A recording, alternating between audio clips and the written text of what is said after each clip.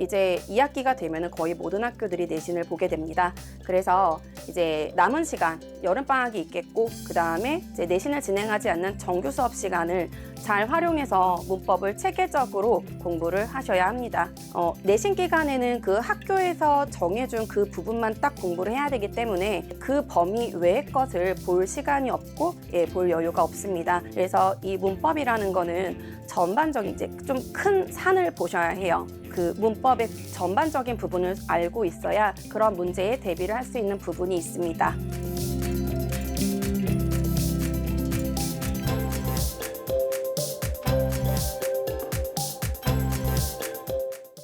안녕하세요. 만나 뵙게 되어서 반갑습니다. 네, 저는 KNS 백은희 강사입니다. 우리가 문법을 왜 학습해야 되는지 알고 시작을 해야 될 것 같습니다. 그래서 왜 문법을 학습해야 하는가? 이것을 좀 두 가지로 먼저 말씀을 드리고 싶은데요. 일단 첫 번째는 우리가 바로 앞에 닥친 이 시험 때문에 문법을 준비해야만 합니다. 곧 있으면은 이제 여름이 지나고 곧 2학기가 되면은 1학기 때 그 시험을 실시하지 않았던 학교들도 전부 중간고사와 기말고사를 시행하게 됩니다.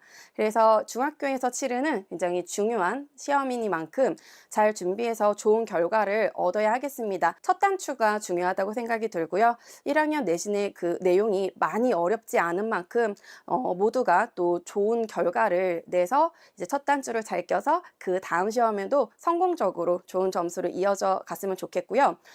이 내신이 사실 중학교 내신을 잘 받아야 고등학교를 잘 갈 수 있겠고, 또 고등학교에서 내신을 잘 받아야 대학을 잘 들어갈 수 있겠습니다. 지금 그 정시를 확대하겠다라고 정부에서 발표를 하고는 있지만 그래도 여전히 수시로 갈 수 있는 비율이 굉장히 높습니다. 50%, 60% 이 정도 되죠. 그래서 고등학교 때 내신 관리 정말 중요하다. 이게 문법을 학습해야 하는 첫 번째 이유가 되겠고요. 또 이제 중학교 때도 변형이 되기는 됩니다만 많이 변형되지는 않습니다. 그래서 이제 변형 문제에 대비를 해야 되는데 중학교에서는 그렇게 많지는 않지만 고등학교에 가게 되면 거의 절반 정도가 모두 변형이 된다, 이렇게 보시면 되겠고요.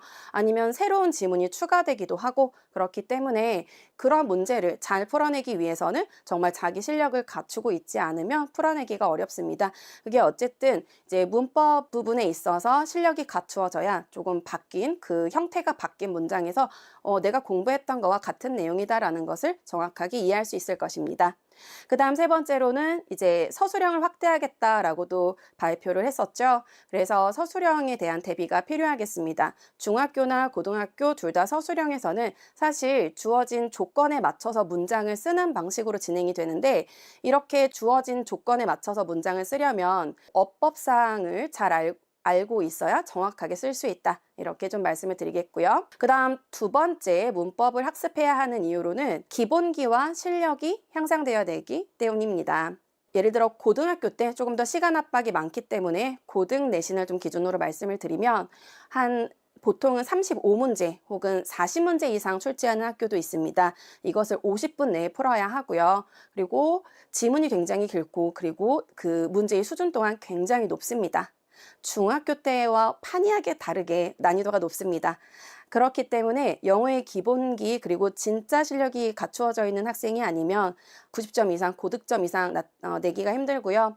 또 요즘에 잘하는 친구들이 굉장히 많아서 그 어려운 시험에서도 99점, 98점, 100점 이렇게 많은 친구들 많고요. 95점 이렇게 받았는데도 2등급으로 밀린다거나 이런 경우들이 많아서 이런 기본기와 실력을 좀 갖추고 있어야 되겠다 말씀을 드리고, 그리고 또한 이제 어려운 지문을 읽고 또 정확하게 이해해야 한다라는 점이 있습니다. 네, 굉장히 비유적이고 함축적인 문장들이 많이 나옵니다. 이제 그런 부분에 있어서 우리가 학생들이 그냥 문법 사항만 보는 게 아니라 그 문장이 또는 그 지문이 의미하고 있는 것들을 정확하게 좀 이해해야 하거든요.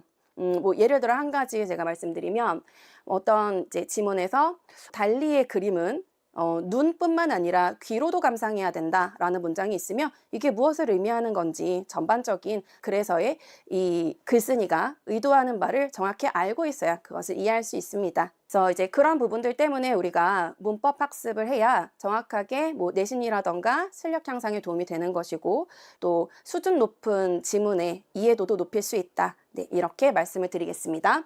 네, 그러면 첫 번째로 고등학교 가기 전에 문법은 어느 정도로 해야 할까? 네, 이것을 좀 말씀드리기 위해서 제가 중학교 내신 문제하고 고등학교 내신 문제를 좀 비교해서 설명드리도록 하겠습니다. 우선은 내신에서는 이게 지필평가다 보니까 쓰는 시험이잖아요. 그래서 뭐 이제 뭐 말하기라던가 뭐 이런 부분은 좀 별로 없고요. 듣기도 사실 이렇게 많은 부분을 차지하진 않고 일부 보는 학교가 있습니다. 그래서 일반적인 내용을 실어놨는데 대화문, 의사소통 부분이고 문법, 독해, 영작, 어휘 뭐 이런 파트들이 있는데 이 중에서 문법과 영작 부분을 보시면 되겠습니다.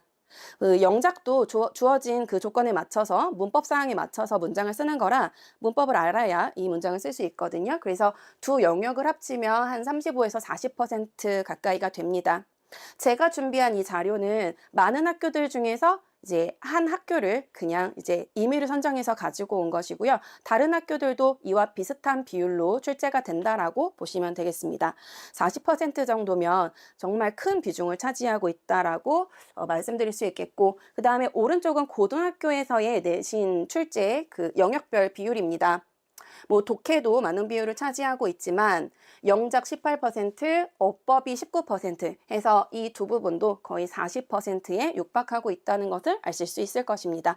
그래서 이렇게 그 문법을 중학교 때나 고등학교 때나 둘 다 내신에서 많은 비중을 차지하고 있는데 그래도 중학교 때는 난이도가 그렇게 많이 어렵진 않다 이렇게 보실 수 있겠고, 고등학교 가면은 한 몇 배 어려워진다 라고 이해하시면 되겠습니다. 그래서 중학교 때 그 기본기를 잘 다져놓는 것이 굉장히 중요합니다. 자, 다음으로는 내신 범위에 포함되는 그 범위를 조금 소개를 해드리겠습니다. 고등학교에 가게 되면은 내신 범위에 포함되는 내용이 정말 많아서 학생들이 미리 준비가 되어 있지 않으면 이건 그때 가서 다 소화할 수가 없다라는 부분을 좀 말씀드리고 싶은데요.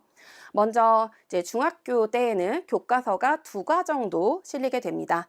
그리고 추가 지문이 2~3개 정도, 추가 지문이라고 한다면 A4 용지의 한 절반 정도가 지문이 있고 그 아래 나머지 반은 그 위에 지문에 관련된 문제를 수록해 놓습니다. 그래서 그 정도 지문이 2개 내지 3개 정도 출제가 되고, 그 다음 학교에서 주시는 프린트가 있는데 10장에서 한 20장 내외가 되겠습니다. 이 학교 프린트에는 교과서 내용을 기반으로 한 내용들이 실리게 되는데 어휘를 정리했다거나 혹은 문법 사항 혹은 교과서의 본문 내에서의 중요한 부분들을 다시 설명하는 것, 요 정도의 이제 내용의 학교 프린트가 되겠습니다. 자, 그리고 고등학교 내신 범위도 한번 보시면 교과서가 2가 포함되는 것은 내 중학교와 똑같죠. 하지만 지문의 길이나 혹은 문장의 길이 그리고 어휘의 수준, 문법의 수준이 전부 다릅니다. 그래서 똑같이 2가지만 양은 훨씬 많다 이렇게 이해해 주시고요. 그 다음에 이제 추가로 낼 수 있는 부분이 사실 고등학교에서도 목표는 수능을 목표로 공부를 하기 때문에 학교에서 평소에 모의고사를 진행하십니다. 이 모의고사는 적게는 한 20개에서 30개, 그리고 많게는 40개, 50개 정도 출제를 하십니다. 근데 이것이 다 변형돼서 또 출제가 되죠. 그리고요, 이제 세 번째로는 뭐 학교 프린트도 있긴 하겠지만 단어가 또한 중요합니다. 단어 어휘집을 따로 진행을 하는 학교도 있는데 보통 한 10과 내지 13과 정도? 그럼 이제 한 과에 30개의 단어가 있다라고 한다면 10과면 300개겠죠? 그걸 넘어서니까 400~500개는 기본으로 나오고요. 그리고 이것뿐만이 아니라 교과서와 모의고사에 포함되는 어휘들도 분명히 있을 겁니다. 이것들을 포함하면 사실 정말 최소 500개 이상이다 이렇게 보시면 되겠습니다. 어떤 시험에 대비해야 하는 범위가 굉장히 다릅니다. 그래서 중학교 때는 범위가 비교적 좁기 때문에 전부 암기해서 만반의 준비를 하고 가는 게 확실하게 고득점을 얻을 수 있는 방법이 되는 것이고요. 고등학교 때는 암기를 하긴 합니다. 안 하진 않습니다. 그런데 이거를 다 암기할 수는 없기 때문에 중요한 부분, 시험에 자주 출제되는 부분이라던가 그 내용적으로 혹은 문법적으로 중요한 사항이 있는 부분, 또는 학교 선생님이 이 부분이 이제 중요하다라고 얘기하신 부분에 있어서는 암기를 반드시 하고 가야 그 문제들을 정확하게 풀어낼 수가 있겠습니다. 그 다음 이제 문제의 예시를 좀 보여드리도록 하겠습니다. 문법 문제 예시를 좀 가지고 왔는데요. 일단 중등문법 문제에서 첫 번째는 그 밑줄 친 부분 투부정사의 쓰임이 다른 하나를 고르시오. 예를 들면 이런 식으로 출제가 됩니다. 그리고 또는 두 번째로 관계대명사 중에서 본문 A와 쓰임이 같은 걸 고르시오. 아니면 밑줄 친 it과 쓰임이 같은 것을 고르시오. 이제 눈치를 조금 채셨을 것 같습니다. 모두 지정된 범위가 있습니다. 막 아무거나 내는 게 아니고요. 조금 벗어난다 하더라도 뭐 예를 들어 that과 같은 그러한 단어가 관계대명사 혹은 접속사 요 정도로 이제 다른 범위를 포함시켜서 출제하고 있는 수준입니다. 지정 범위만 딱 열심히 공부하고 내신을 본다면 좋은 점수를 받으실 수가 있는 게 중등 문제고, 그 다음에 고등학교에서는 예를 들면 첫 번째 문제, 지문에서 어법상 잘못된 것을 모두 찾아서 바르게 고치시오입니다. 모두 찾으라고 했지 몇 개 찾으라고 하진 않았습니다. 그래서 아이들이 그 개수를 정해주지 않았기 때문에 자신의 모든 문법 지식을 다 동원해서 틀린 부분을 찾아야 합니다. 굉장히 어렵겠습니다. 그 다음에 두 번째로는 다음 보기 중에서 잘못된 어법이 있는 문장의 개수는 몇 개인가, 이런 식으로 객관식이기는 하지만 이것도 난이도가 상당히 높습니다. 개수를 물어보는 것은 어렵습니다. 어떤 학교는 심지어 그 보기가 10개 이상, 20개 이상 되는 학교도 본 적이 있습니다. 그런 것들을 풀어내야 하고요. 그 다음에 세 번째 어법 문제의 이제 예시로는 틀린 부분이 있는 문장의 번호를 쓰고 틀린 것을 모두 고치시오. 뭐 이런 식으로 해서 전 영역의 문법을 묻습니다. 해당하는 뭐 투부정사, 동명사 요것만 딱 공부해서 이제 맞출 수 있는 게 아니라 이미 중학교 때 다 우리가 공부를 했기 때문에 그런 것들을 이제 기반으로 해가지고 본문에 있는 모든 어법사항을 다 물어볼 수가 있고, 심지어 다 변형하십니다. 본문만 공부한다고 해서 되는 게 아닌 거죠. 그러한 문장 속에서 어법 문제를 맞춰야 하는 게 고등 문제의 스타일입니다. 이렇게 이제 수준의 차이를 조금 말씀드렸고요. 예시도 한번 보여드리도록 하겠습니다. 실제 기출입니다. 어법상 틀린 것끼리 이제 짝지어서 5개의 문장이 있는데, 여기에서 주요 사항이 되는 부분 제가 빨간색으로 했고요. 이 단어들은 이제 5형식 동사들입니다. 그래서 이제 전부 5형식에 관련된 문법 사항을 물어본다라는 것을 우리가 알 수가 있고, 두 번째로는 고등학교의 어법 문제인데 서술형이었는데 그 아이들이 여기에서 틀린 부분을 모두 찾는 것이었어요. 근데 너무 또 특이한 거는 그 괄호 열고 오답시 감점이 있다라는 또 조건이 있었습니다. 그리고 이제 틀린 부분은 제가 빨간색으로 표시를 해 온 것인데요. 어떤 문법 사항이 들어있는지 함께 보시겠습니다. 먼저 첫 번째 taking을 takes로 고친다라는 건 분사를 동사로 고치는 것이겠죠. 그래서 구와 절의 관계를 잘 이해하고 있어야 하고, 또한 두 번째도 downgrade에 s를 붙여놨는데 주어와 동사의 수일치 항상 신경 써야 하는 부분이겠고요. 그 다음에 세 번째로는 them은 themselves로 고쳐야 합니다. 그래서 대명사 파트 문제가 출제되었고, 그 다음 네 번째로는 hope를 hoping 해서 동사를 그 분사로 고치는 문제. 마지막은 honest를 honestly로 고치는 형용사 부사에 관련된 문제입니다. 아까 말씀드렸다시피 한 가지 문법에 관해서 나오는 게 아니라 종합적인 문제를 내십니다. 그리고 사실 이 부분이 아니라 다른 부분에다가 또 변형을 해놓고 틀린 부분을 찾아라 라고 할 수도 있겠습니다. 종합해서 그러면 어떻게 우리가 중학교 때 문법 문제를 대비해야 될까? 우선 첫 번째는요, 평소에 열심히 해야 된다라는 부분입니다. 학기 중에 내신 기간이 있을 것입니다. 우리가 1학년 학생들은 지금 1학기 때 내신을 보는 학교들이 많이 없었는데, 이제 2학기가 되면 거의 모든 학교들이 내신을 보게 됩니다. 그래서 이제 남은 시간, 여름방학이 있겠고, 그 다음에 이제 내신을 진행하지 않는 정규 수업 시간을 잘 활용해서 문법을 체계적으로 공부를 하셔야 합니다.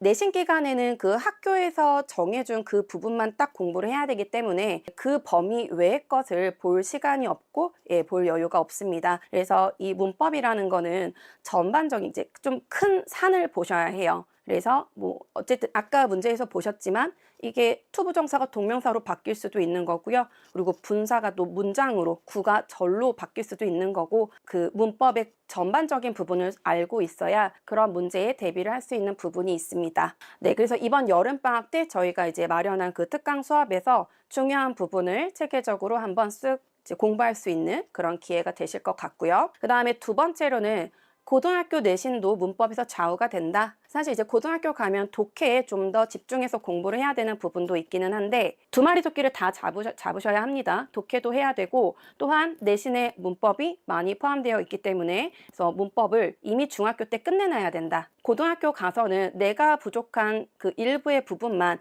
그 부분만 조금 더 보충하고 조금 잊어먹었던 부분을 다시 한번 복습하고 뭐 이런 식으로 이제 공부를 해야지 된다라는 점. 그래서 중학교 때는 문제는 중3 것까지 그리고 그 이후 고등 문법, 중학교 때에 조금 더 추가되는 내용이라고 보시면 되겠고요. 그렇게 해서 완벽하게 마스터할 수 있도록 해야 되고, 그 다음에 세 번째로는 변형 문제에 대비해야 되기 때문에 암기로만 해결할 수가 없겠죠. 그래서 이제 문법을 완벽하게 소화를 해야 된다. 그 다음에 네 번째, 확대되는 이제 서술형 때문에 우리가 문법 실력으로서 서술형을 대비해야 된다. 서술형 문제를 아이들이 실제로 같이 수업을 해보면은 뒤에 서술형을 조금 몇 문제에 빠뜨린다거나 크게 중요하게 생각하지 않는 경우가 있는데, 예, 그러한 서술형 문제도 항상 열심히 풀면서 대비를 해야 한다. 그래서 네 가지로 한번 정리를 해봤고요. 두 번째 말씀드릴 내용으로 단기간에 필수 문법을 마스터하는 방법, 요거를 이제 말씀드리겠는데, 시중에 보면 3개월에 문법 마스터하기, 한 달 안에 문법을 마스터하기, 요거는 조금 많이 과장된 표현이라고 솔직히 생각합니다. 어떻게 한 달이나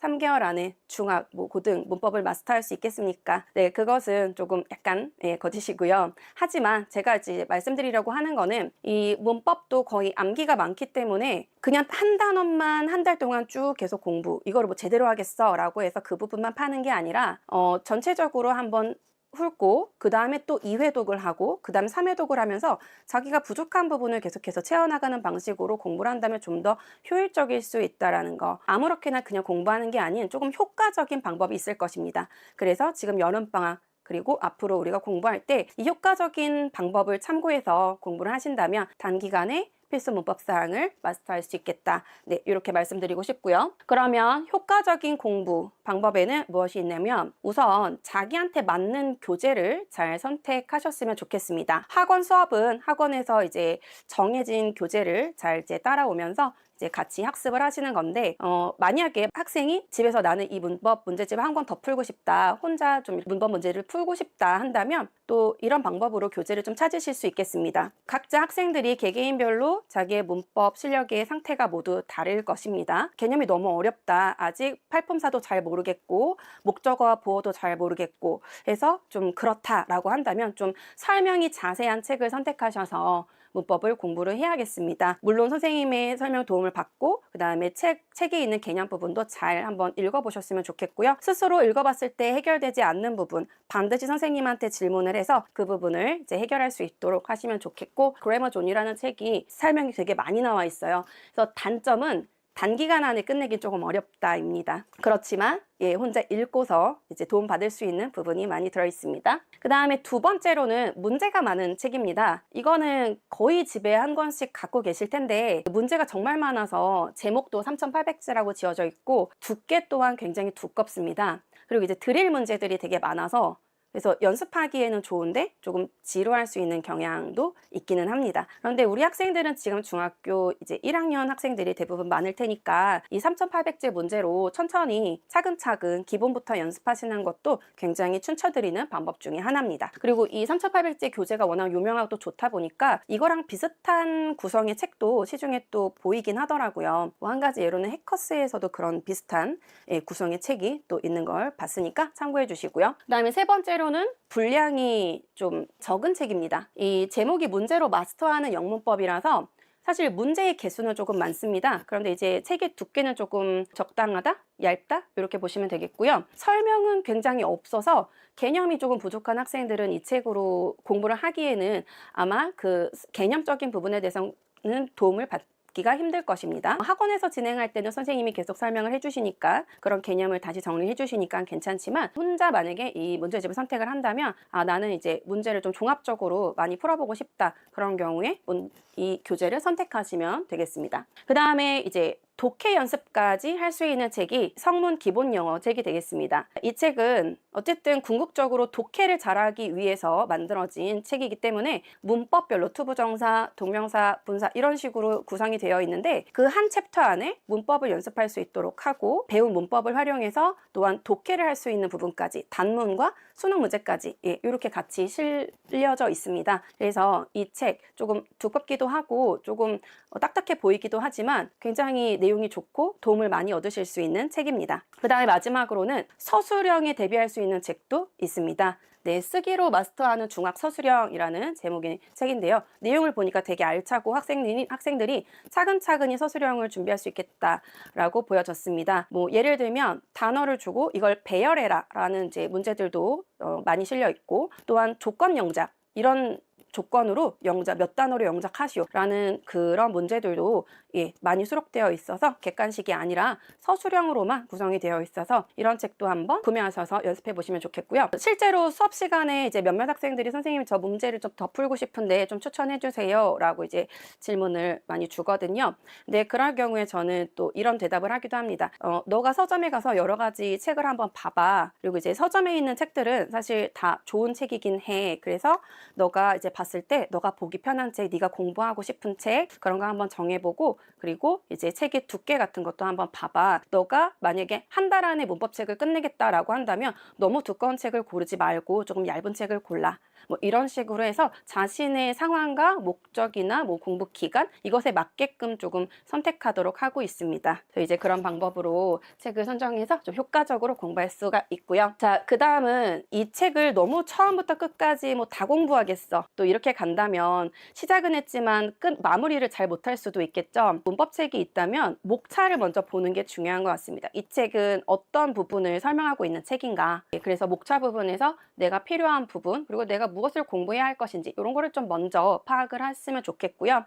그리고 이제 본인이 조금 부족한 단원이 있을 수 있겠습니다. 그래서 뭐 만약에 나는 투부정사나 뭐 동명사 이런 거는 이제 잘 할 수 있을 것 같아, 많이 공부했었어. 그런데 가정법이나 도치 이런 부분들이 좀 어려워 한다면 이런 부분들이 있는 책을 선정하시고 또 이 부분에 관련된 부분을 먼저 학습을 하시는 것도 도움이 될 수 있습니다. 우리가 보통 보면은 자기가 좋아하는 부분을 좀 먼저 하고, 혹은 자기가 자신 있는 부분만 계속 공부를 하고 문제를 풀고 싶어 하는 경향이 있는 것 같습니다. 그리고 반대로 내가 자신 없고 어려운 부분은 좀 자꾸 밀어두게 되고 계속 안 하게 되고 안 하고 싶은 거죠. 그런데 그런 부분일수록 좀 먼저 찾아서 공부를 한다면 조금 더 균형 있게 문법 실력이 향상될 수 있겠다라는 말씀을 좀 드리겠습니다. 세 번째로 단기간에 효과적으로 공부할 수 있는 방법, 이 방법을 뭐 모두들 아시겠지만 그래도 많이 언급해도 부족함은 없는 것 같습니다. 이제 계속 암기로만 해결하려고 하는, 아니면은 계속 문제만 많이 풀려고 하는 친구들이 있는데, 암기보다는 이해가 먼저 선행되어야 합니다. 그래야 이해가 제일 잘 되어야 암기도 훨씬 더 빠르게 할 수 있고, 문제를 풀었을 때도 틀린 문제가 별로 없습니다. 그런데 이 이해가 되지 않고서 그 뒷부분을 진행한다면 시간이 더 오래 걸리는, 더 돌아가는 것이 되겠죠. 앞에 있는 개념 부분을 차근차근히 읽어보시고 잘 이해가 된 후에 그 다음에 이제 암기를 진행하시면 되겠습니다. 암기를 또 안 하는 학생들이 그 중에는 있습니다. 그래서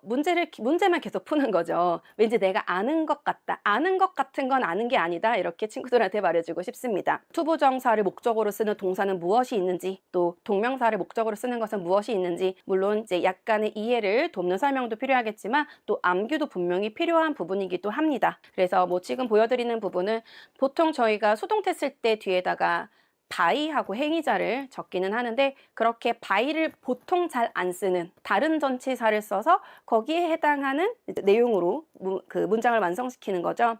네, 일반적으로 많이 나온 패턴이 있어서 그런 것들을 또 연습해야 되는 부분이 있고, 그런 부분은 또 암기하는 게 좀 더 빠른 학습 방법일 수 있습니다. 그 다음에 정말 또 중요한 부분이죠. 문제를 풀어서 틀린 부분을 통해 자가 클리닉을 받는 것입니다. 지금 이제 많은 경험이 없는 우리 친구들, 자기가 문제를 막 풀었어요. 그리고 많이 맞았어요. 그리고 틀린 부분을 심지어 안 고치는 네, 친구도 있고요. 고쳤는데 딱 답이 되는 부분만 보는 친구들이 있습니다. 이건 절대 그렇게 해서는 안 됩니다. 어쨌든 자기가 틀린 부분은 철저하게 분석을 하고 가야 되는데, 이제 권해드리는 방법은 답이 되는 부분의 이유도 찾고 답이 되지 않는 부분의 이유도 반드시 이해하고 넘어가는 거, 완전히 그 문제를 철저하게 분석을 하셔야 합니다. 어떤 스타일의 문제인지도 우리가 습득할 수가 있고, 자기가 몰랐던 부분에 대한 것도 또 복습이 될 수 있습니다. 그리고 또 한 부분, 본인이 풀면서 조금 헷갈리는데 정답을 썼어요. 근데 그게 맞은 경우도 있습니다. 그런데 그런 문제인 경우에는 꼭 푸는 과정에서 별표를 하던가 어떤 표시를 해두셔야 합니다. 그래서 나중에 이제 채점을 하고 나서 맞았음에도 불구하고 그 문제는 다시 분석이 들어가야 하는 것이죠. 자기가 정말 제대로 알고 푼 문제가 아니기 때문입니다. 감으로 푼 것은 정말 알고 풀었다 할 수 없고 그게 조금 난이도가 어려워지거나 아니면 조금만 변형됐을 때 가차없이 틀리게 되기 때문에 그런 부분을 조금 꼼꼼하게 학습을 해야 합니다. 그래서 이렇게 스스로 문제를 풀면서 자기가 몰랐던 부분을 채우는 거 정말 중요한 부분이라고 좀 말씀을 드리도록 하겠습니다. 저희 이제 특강 프로그램이 이제 어떤 게 마련이 되어 있는지 보여드리도록 하겠습니다. 먼저 두 가지 종류로 저희가 문법 수업을 진행하게 될 예정인데 이제 첫 번째로는 내신 문법반입니다. 내신 문법반은 중학교 1학년 그리고 중학교 2학년 수준으로 진행하면서 개념이 약한 학생들, 문법에 자신 없는 학생들이 이 수업을 들으면 도움을 받으실 수 있고요. 진행하는 요일은 주 2회 수업으로 월, 금, 그리고 화, 목 10시부터 1시까지 이렇게 진행이 됩니다. 그리고 두 번째로는 예전에는 저희가 고급 문법이라고 진행을 했었는데 지금은 이제 정확하게 중3 선행 문법 반입니다. 중3 수준의 내용으로 진행을 하는 반이고요. 이 반은 중2 문법은 어느 정도 좀 자신이 있는 학생들이 중3 문법을 선행해서 또 깊이 있게 문법을 마스터할 수 있는 반이다. 이렇게 보시면 되겠고 요일이나 시간 역시 같습니다. 마무리로 이제 우리 학생들이 슬기로운 중학 생활, 그러니까 중학교 생활을 잘 하기 위해서 드리고 싶은 말씀이 있어서 좀 마지막 화면을 좀 준비를 했는데요. 우리가 자기 관리를 잘하는 사람이 남보다 앞서 나가고 또 성공적인 삶을 살 수 있는 것 같습니다. 그래서 이제 자기 관리를 잘하는 이런 사람이 됐으면 좋겠다. 첫 번째는 시간을 잘 관리하는 것입니다. 학생들이랑 상담할 때 시간이 많이 없어서 숙제를 못했고 시간이 많이 없어서 테스트 준비를 못했어요 라고 말해주는 친구들이 많이 있습니다. 근데 그 친구들이 정말로 다들 시간을 헛되게 보내고 나중에 이렇게 이런 얘기를 하냐, 그거는 아닙니다. 본인 나름대로 잘 보내고 있을 텐데 이것에 대한 훈련이 좀 안 되어 있다라고 생각이 들었습니다. 그래서 항상 이제 조언을 주고 싶은 부분은 하루의 계획을 좀 잘 세워봤으면 좋겠고 오전 시간, 그러니까 잠들기 전에 저녁보다는 그 이전의 시간을 정말 잘 활용할 수 있도록 계획표를 짜보는 거, 그리고 한번 매일매일 뒤돌아보는 거, 이런 습관을 좀 들이셨으면 좋겠어요. 한 가지 이제 이런 명언이라고 해야 될까요? 이제 좀 말씀드리고 싶은 얘기가 있는데 쇼펜하우어라는 철학가가 한 말이 하루를 일생처럼 살아라 라고 했습니다. 즉 무슨 말이냐면 하루에 이제 아침, 점심, 저녁 이렇게 있는데 이 아침이라는 시간은 유아기에 해당이 되고 또 점심 또는 낮 시간은 청년기, 그 다음에 이제 저녁, 밤, 이 시간은 노년기에 해당한다고 합니다. 그래서 사실 우리가 유아기 때 잘 보내야 청년기도 잘 보낼 수 있고 또한 청년기를 잘 보내야 노년기도 잘 보낼 수 있지 않습니까? 그래서 이제 아침 그리고 점심 이때 에너지가 굉장히 활발하고 우리가 잘 시간을 활용할 수 있을 때 이때 시간을 잘 보내야 또 저녁에 그날의 마무리도 잘 할 수 있겠다라는 그런 얘기를 학생들한테 해주고 싶고 사실 저도 늘 그 얘기를 많이 생각하려고 하고 있습니다. 그래서 시간 관리를 잘하는 사람이 됐으면 좋겠고 그 다음에 두 번째로는 건강입니다. 이것도 두말하면 입이 아픈 부분이죠. 아파서 학원에 수업을 빠지게 되거나 공부를 제대로 못하는 친구들, 특히나 시험 때 와가지고 아프거나 하면은 정말 이거는 자기 손해밖에 되지 않는 안타까운 부분이라 건강관리 잘 하시고 또 성장기이기 때문에 많이 먹고 운동도 잘 하고, 이 건강이라고 하는 부분은 사실 신체적인 건강도 있겠고 정신적인 건강도 있기 때문에 좀 정신적인 건강 또 여러 가지로 우리 학부모님도 우리 아이들 많이 도와주셨으면 좋겠고요. 그 다음에 세 번째로는 감정 조절도 잘 하는 사람이 되었으면 좋겠습니다. 예를 들면 시험을 좋은 점수를 받았습니다. 그러면 이 좋은 점수를 받아서 와 나는 이거 너무 잘해 하면서 자만해지면 안 되겠고요. 또 겸손한 그런 자세로 항상 꼼꼼하게 공부하고 내가 또 모르는 건 없나 또 이렇게 빈틈이 없게끔 잘 챙기는 친구가 되어야 하겠고요. 또 반대로 이번 시험을 내가 너무 못 봤다. 근데 여기에서 좌절해버리면 거기서 끝입니다. 그래서 좌절하지 말고 항상 긍정적인 생각 가지고 나는 할 수 있다라고 좀 마음을 가지셨으면 좋겠고요. 그리고 또 우리는 중학교 1학년 학생이기 때문에 얼마든지 앞으로 뒤집을 수 있는 기간이 있습니다. 고등학교 1학년이 아니지 않습니까? 이렇게 좀 긍정적인 생각을 좀 많이 하셨으면 좋겠습니다. 그리고 마지막에 이제 목표를 적어놨는데 목표도 잘 세워두셨으면 좋겠어요. 일단 큰 목표와 작은 목표 이렇게 나누어서 한번 설정을 해보시는 거를 좀 권해드리고 싶고요. 일단은 이제 목표를 크게 잡아야 하는 거. 나는 어떤 대학에 가고 싶다. 나는 어떤 과를 가고 싶다. 하면서 이거는 정말 크게 목표를 잡아도 됩니다. 그래야 그 방향으로 조금 더 빨리 갈 수 있는 것 같습니다. 그리고 그 목표를 향해서 준비할 수 있는 시간도 충분히 있고요. 그 다음에 작은 목표를 세우는 건 지금 내가 바로 실천해야 하는 거, 그거는 좀 목표를 크게 세우시면 안 되겠죠. 그래서 나는 단어를 항상 매일 뭐 30분씩 하고 있었는데 점수가 안 나온다. 그럼 단어를 하루에 45분씩 해야지. 조금씩 늘려보시고, 그리고 뭐 예를 들어 점수를 또 가지고 얘기를 한다면 지금 점수가 단어가 나는 열심히 외웠지만 10점이야.